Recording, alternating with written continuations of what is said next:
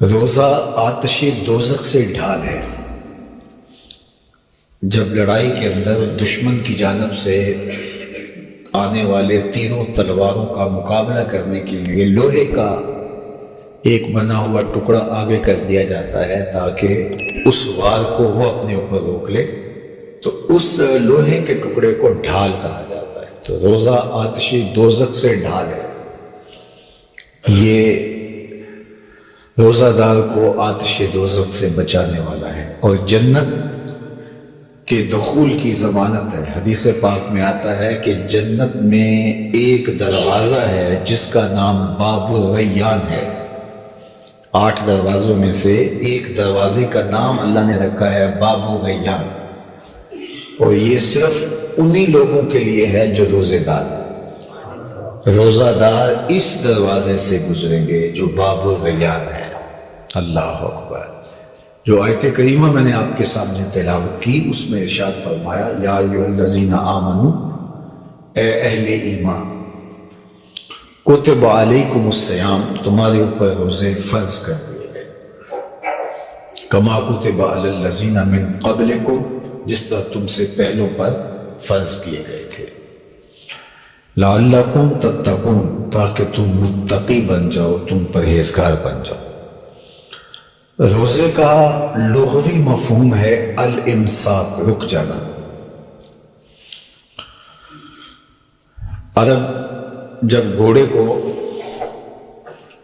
بھوکا رکھتے تھے، اس لیے کہ جنگ میں لڑائی کا دورانیہ طویل بھی ہو سکتا ہے، تو اگر گھوڑا بھوک اور پیاس کا عادی نہ ہوا تو وہ اپنے سوار کو نقصان پہنچا سکتا ہے، بھوک کی وجہ سے نڈھال ہو جائے گا۔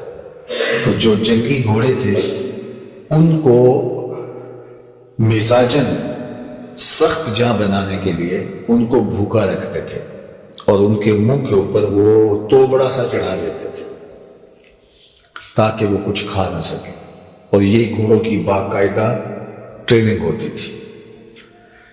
تو اس گھوڑے کو جس کے منہ کے اوپر وہ کوئی توبڑا سا چڑھا دیتے کہ کھا نہ سکے، پی نہ سکے، تو اس کو عرب کہتے تھے کہ فرسن صائمن، یہ روزہ دار، یہ صائم ہے، یعنی روکا گیا ہے۔ تو صوم کا معنی لغتاً امساک ہے، رک جانا ہے۔ اصطلاح شریعت اسلامیہ میں بقصد عبادت طلوع فجر ثانی سے غروب آفتاب تک اکل و شرب اور ازدواجی عمل سے رک جانا روزہ کہلاتا ہے۔ ان 3 چیزوں سے اجتناب کرنا، کھانے سے، پینے سے اور اپنی جنسی خواہش کو کنٹرول کرنا، عمل تزویج سے رک جانا، یہ روزہ کہلاتا ہے۔ اور وہ مدت کتنی ہے؟ طلوع فجر سے غروب آفتاب تک۔ اب یہ تینوں عمل مشروع ہیں۔ مثال کے طور پہ کھانا ہے تو یہ شریعت نے ہمارے لیے جائز رکھا ہے، مباح ہے۔ پینا ہے، مشروبات ہیں، ہمارے لیے مباح ہیں۔ اور عمل تزویج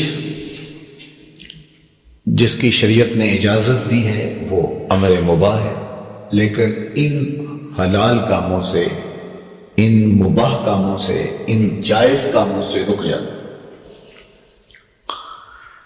اگر کوئی شخص آپ کو یا مجھے ماہ صیام میں یہ کہے کہ میں نے خود اپنے ہاتھ سے ڈول ڈال کے چاہے زمزم سے یہ پانی اپنے ہاتھوں سے نکالا ہے تو بالکل خالص ہے، اس میں ملاوٹ بھی نہیں ہے، تو آپ یہ لے لیجئے، تو آپ وہ پاکیزہ متبرک پانی بھی نہیں لیں گے کہ میں نے روزہ رکھا ہے۔